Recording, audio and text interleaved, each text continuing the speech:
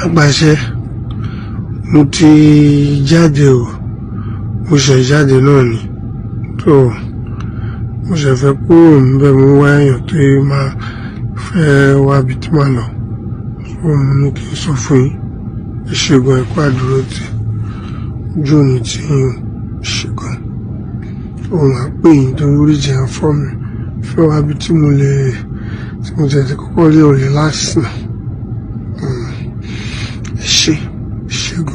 Thank you.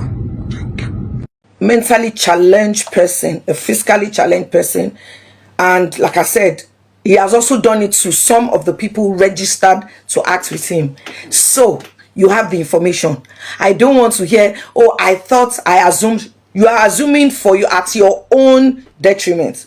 And note, some of the people who are saying, oh, he has been vindicated. Note, some of them don't live in Nigeria. Don't let them push you to your death. Some of those saying, lie, he couldn't have done it. They will never allow their own children near him. It's better. You have the information now. Do with it what you wish. I and my family will continue to try and heal. And I want to say this to all his other victims. To T, to A, I've said I won't mention your names and I won't mention your names, but let me just mention the first letter of your names. To P, to the others, I want you to see this as let me say, it's not going to remove the pain that he caused you. It's not going to remove it completely, but see it as a kind of soothing balm. And stay safe, guys. Stay safe out there. So once again, we're waiting on Lagos State to publish his name because he's a convicted criminal. He has served his time. So he finished serving his time. But be careful. OLANREWAJU James Omiyinka, aka Baba Ijesha, he is a serial pedophile and rapist. Be careful. You have been warned. On that note, you guys, I want you to have a lovely weekend. Remember, be watchful, okay? Thank you so much for joining. Thank you so much for joining. Let me see, how do I end this one? You've been telling people, you've been lying to people about Baba Ijesha. Baba Ijesha himself knows that he committed that offense. Flashback. I know you are saying you are sorry, but I know you. But did I do anything to offend you? No. Why would you molest a 7-year-old?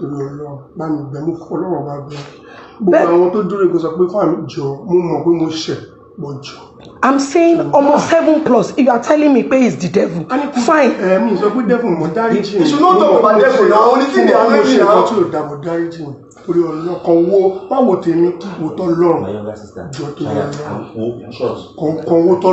But after everything I did for you, why? You tried. But why?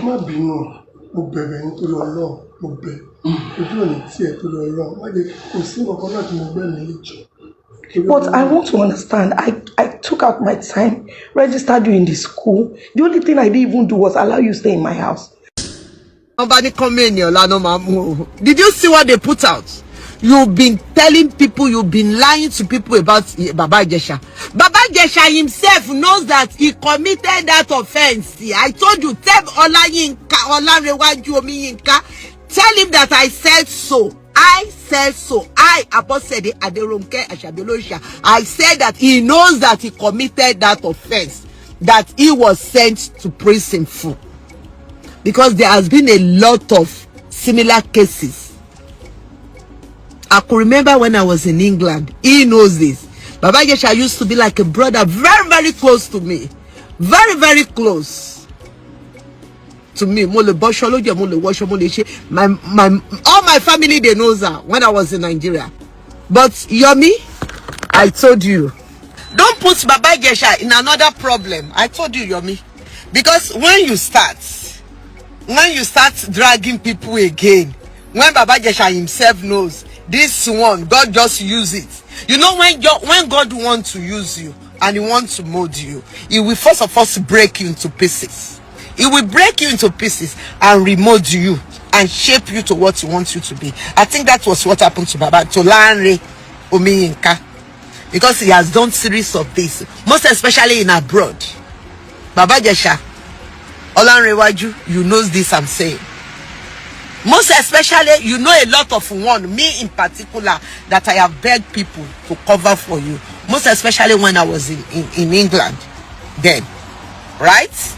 I have taken you to a house because where I was living then with my senior brother cannot be conducive for you when you came to England. And I took you to a house then in England. You know what you did there to them.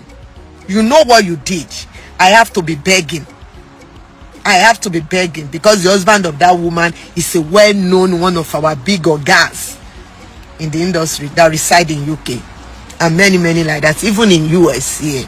And I told you, Yomi, the more you are dragging people that are fighting for the less privileged one, that are fighting for the oppressed minors, the more you are putting Baba Ijesha in more trouble, because a lot of people will not be coming out with evidence. They will not be coming out with genuine. I could remember a girl that told her mom in England when it happened, said, "Mom, look at that uncle, look at that uncle. See, you see what he did again." And her mom have to be telling her that, if not for the sake of our big mommy Ashabi Olorisha. So Yomi, I wish you the best. But the best thing you can do for OLANREWAJU Omiyinka, you can rehabilitate him. You can give him an accommodation in your house. You can write a story on him. You can produce a movie for him to get himself back.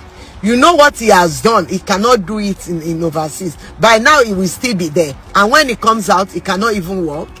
Yeah, because maybe you want to work at McDonald's or all this, or doing a cleaning job or construction job. You know that. You are knowledgeable on this thing, but just because of the person involved and you turn it down, right? I pray for you, Lanre Omiyinka Baba Ijesha. I pray you will change. I am praying for you, you will change. But truth needs to be told. And you know what sent you to that prison was not the first attempt of you. You've done it so many times. You've done it so many uncountable times to people that they are living. They are ready to bring out proofs, a lot, right? You know you've done it. So those people that are hailing you now, celebrating you, tell them if they really want to help you, if they don't want to send you back to where you came from, right?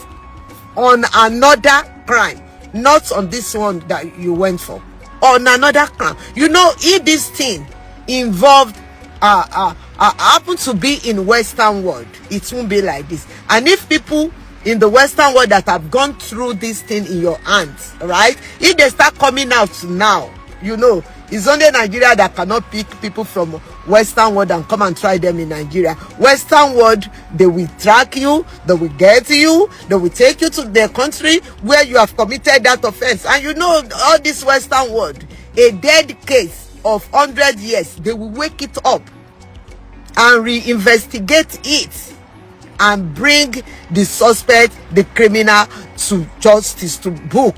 You know they will do it. So whoever that loves you, they should try to rehabilitate you, to set you up. And those of your followers, people celebrating you, if they have daughters, they can accommodate you in their house. They can accommodate you. You can be a teacher to their daughters. You can be teaching their daughters, right? But you know, I will always wish you well, right? If my son did what you did that sent you to that place, my son won't even do it, right? He won't even. If you do it, my only biological child, what I am telling you is what I will be telling him. I will not hide it. I will expose him. He knows me for that, right? I won't, because my enemy is saying something, because someone is my enemy and that person is saying the right thing, then I will be against that person. I will never do that. I will never do that. God self doesn't want that. It doesn't want that. Maybe most of you believe that let's do this life first. Whatever we're going to face when we get to Baba God, then let us go and face it. It's not only you that will face it. Your generations, they will face it. By then you may not be alive, or by then you may be so old that you cannot even run up and down. You cannot even pray. You yourself, you said you don't know how to pray, but you have a prayer warrior as your mom. But she's gone now. So there is consequence for everything we do. Everything we do, there is consequence, either good or bad. It will always torment us, torment our generation. There is nothing to it. Most especially something that we know that is bad, is evil. And we are doing it just to hurt somebody. Right? Just to hurt somebody that we don't like. And we continue to do it. Right? It will backfire on us and our children. There is nothing to it. Nothing to it in this life. So, you are an activist. You are bent on sending people to jail for nothing they know nothing about. For this, just because you just hate somebody that is following that person. You just hate somebody that is speaking for that person. And you really want to send that person to jail. And eventually, if you succeed in doing it, don't you know the repercussion will come on you and your generation. But we live in a life, most especially in Nigeria, that even the elders of that country, they are not ready to say the truth. Most especially in the so-called industry of Nollywood, particularly the Yoruba Nollywood. They don't want to say the truth. No, I won't allow this small boy to abuse me. I won't allow this small girl to insult me, to disrespect me. You won't allow a small girl, small boy to disrespect you. But you are disrespecting God by not saying the truth. By not following the most important of the 10 commandments of God. Say the truth and let the devil be ashamed. Iyabo is just a special... I don't know. Maybe I can call Iyabo human being, or I don't know what I can call Iyabo. Because I don't think it's human being. I don't think so.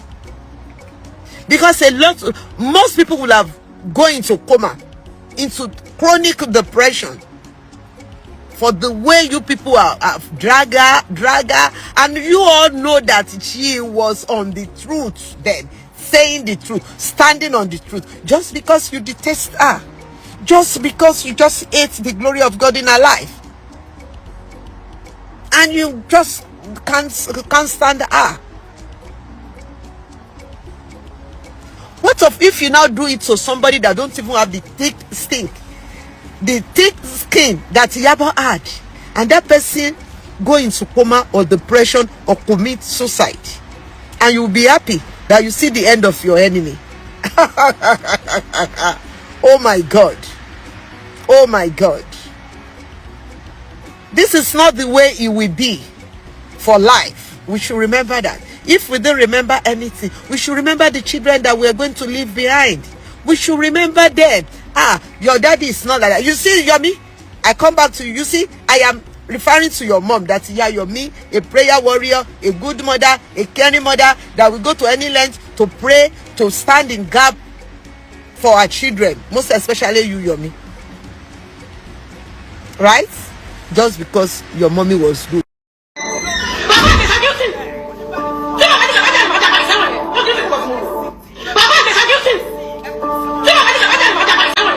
Baba Ijesha, number 1. Àwa níjà tẹ́lẹ̀, màá gbà yín nímọ̀ràn pé ẹ má ṣe ṣó, ẹ má sọ nǹkan kan. Ẹ ń ṣẹni tó máa sọ̀rọ̀ náà tẹ́lẹ̀, ṣùgbọ́n màá gbà yín nímọ̀ràn pé kẹ́ má sọ nǹkan kan. Etí ò sí mọ́, orí dàpọ̀ láìgì. Nǹkan tó bàjẹ́ ó ti bàjẹ́. Ìyábọ̀ Alice Òjó ó ti ṣe worst ẹ̀ fún yín. Ojú àpá kò lè dàbí ojú ara láyéláyé. You have to walk with the stigma for the rest of your life.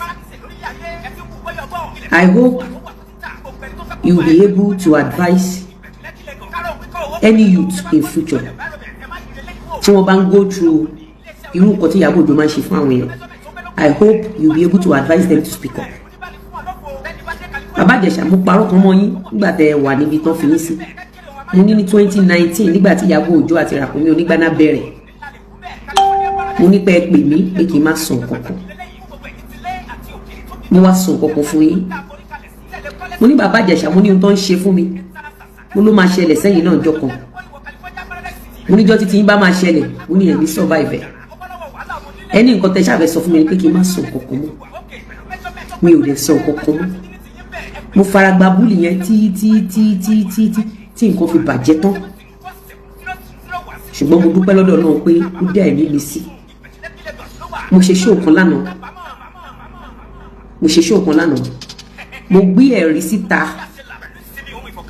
bí Ìyábọ̀ ṣe gba àdírẹ́sì ilé mi London Gist Lover, bí Ìyábọ̀ Òjó ṣe kó wá sínú estate mi Gẹ́rẹ́ tí mo wẹ́ẹ̀dì, bí Ìyábọ̀ Òjó ṣe gbé Fọlá Sàríyù sínú ilé ẹ̀. Gbogbo bí mo ṣe show yẹn tán, àwọn abiyamọ kan rí, ṣùgbọ́n lójú àwọn ẹlòmíì kí ló ń sọ náà ni. Bàbá Ìjẹ̀ṣà lálákọ̀ọ́kọ́ gbogbo àwọn tó ń kí ẹ congratulations lẹ́nu 99.9% wọn ló rán ẹlẹ́wọ̀n. Lọ fi yẹn sọ́wọ́ sí ẹ má fi jẹun ẹ̀gbọ́n. Gbogbo ìṣẹ̀dá tó ń kí ẹ kú oríire ní ìlú ní 100%, 99.9%. Lálẹ́ yìí nígbà tó ń gbọ́ pé ó jáde, ó yẹ kí àwọn fans yẹn, ó yẹ kó gbé placard pé justice for Ijesha. Ó yẹ kí society call fún immediate arrest Ìyábọ̀ Òjó. Bọ̀ wá rí wípé wọ́n kí ẹ káàbọ̀, torí àwọn náà rán ẹ lọ. I will just advise you as a sister, ẹ pa òbóró mọ́, aṣọ òbó ọmọ yẹn mọ́, ọmọ yẹn ti rìn ògùn wọjà. I just feel for you. Tó bá pé ní 2019 tí Ìyábọ̀ Òjó àti Ràkúnmí tó bẹ̀rẹ̀, tírú yín bá dìde tẹ́ ẹ pé irú bàbá wa Prince Jídé Kòsọ́kọ́, tẹ́ ẹ pé bàbá wa tẹ́ ẹ pé àwọn èèyàn, ṣùgbọ́n it has been part of you guys to tell the victims to keep quiet. Bàbá Ìjẹ̀ṣà, tọkàn yín bá balẹ̀ tó dáadáa, nígbà tí wọ́n ní kí a wá gba béèlì yín, ọjọ́ tó ní ká wá gba béèlì yín, ó kù ọ̀la àbọ̀túnla, Ìyábọ̀ Òjó gbé voice Mr. Lawal síta. Ìyábọ̀ Òjó gbé Fọlá wá sunkún fọmọ ẹ̀tọ́rọ bára lórí cyberspace. Ẹlẹ́dàá yín rí mi wípé mi ò dalẹ̀ yín o, ibi tá a fọ̀rọ̀ sí lọ̀rọ̀ ṣì wà.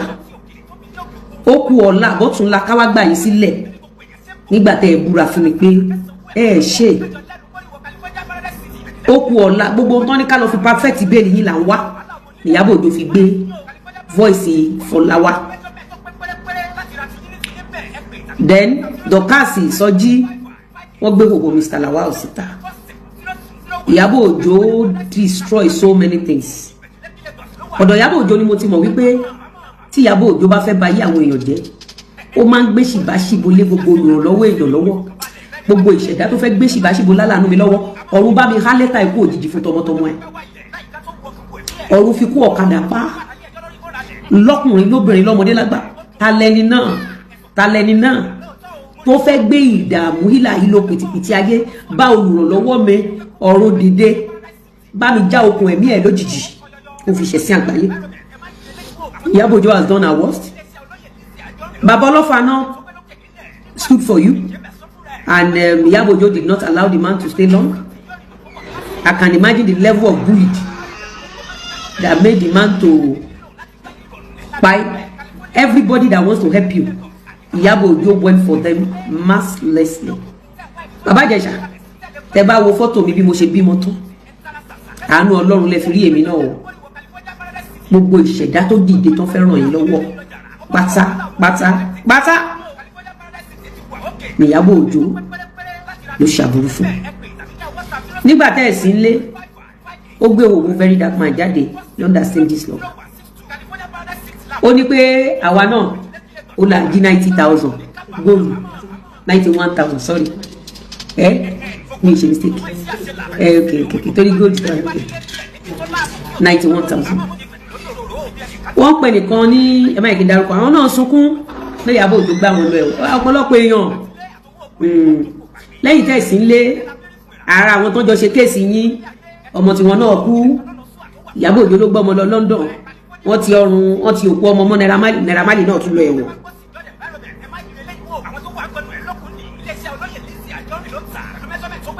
A ní gbogbo yín tẹ̀ ń tẹ̀lé Ìyábọ̀ Òjó tẹ́lẹ̀ ń gbèjà Ìyábọ̀ Òjó àdàbí tó bá jẹ́ pé orí òtítọ́ ní Ìyábọ̀ Òjó dúró sí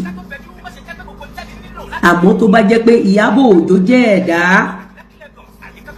tó fẹ́ràn aburú sí ìṣẹ̀dá tí ò ṣẹ́ gbogbo yín pátápátá tẹ̀ ń gbèjà Ìyábọ̀ Òjó ẹ máa mọ sàárè àwọn ọmọ yìí agbára àwọn tó nílé ayé.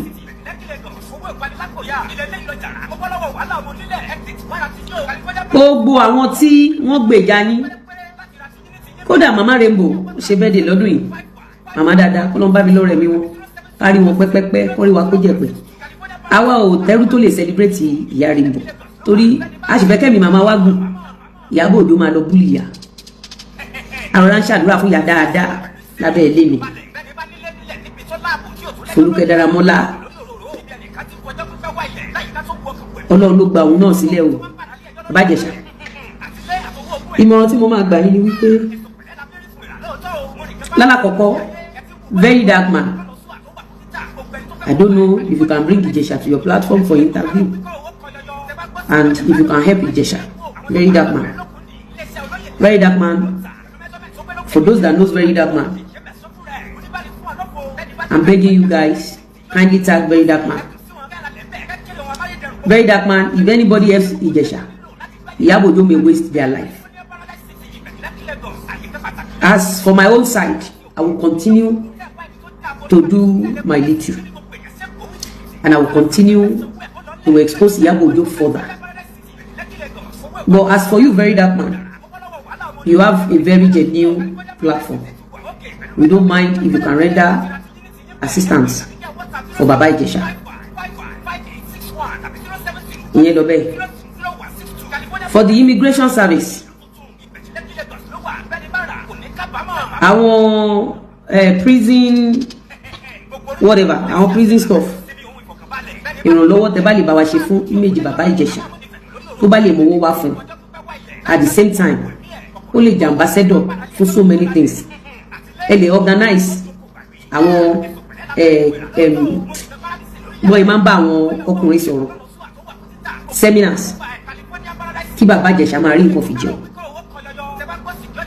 ẹ mọ̀ pé kò ní sẹ́ni tó fẹ́ pè síṣẹ́ ẹni tó bá pe Ìjẹ̀ṣà sí iṣẹ́ Ìyábọ̀ Òjó rẹ́dí àti pa ẹni yẹn ẹ̀yin society ẹ̀yin lè ran Ìjẹ̀ṣà lọ́wọ́ individual cannot help Ìjẹ̀ṣà ẹ rí pé Ìyábọ̀ Òjó tún ti ń fi private account sọ wípé ọmọ tó ń fi purọ́ mọ́ Ìjẹ̀ṣà ó ló máa live with trauma láti Ìyábọ̀ Òjó.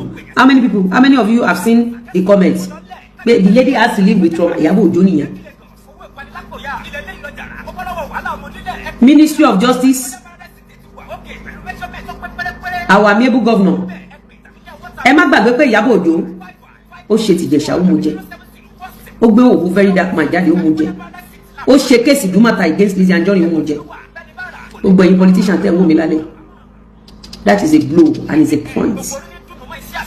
point that may affect political career of the ruling party. Lẹ́yìn tí Ìyábọ̀ Òjó ti ṣe kàtán she may pledge her loyalty with APC in order to destroy the image of APC. Ìyábọ̀ Òjó may pledge her loyalty to LP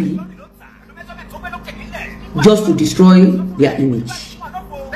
And if PDP adopt Ìyábọ̀ Òjó, it is going to be F9 for them. And for those of you tẹ́ fi Ìyábọ̀ Òjó ṣe ambassador, as you can see what Ìyábọ̀ Òjó used to do now, as you can see what he has done to people, innocent people. Tó bá lọ patronize àwọn tí Ìyábọ̀ Òjó olówó fún, bó ṣe máa lọ ẹ̀wọ̀n gbére, àbí kán ju ẹ̀ sódò, àbí kán pa ẹ́ kán gbé òkú ẹ̀ lọ.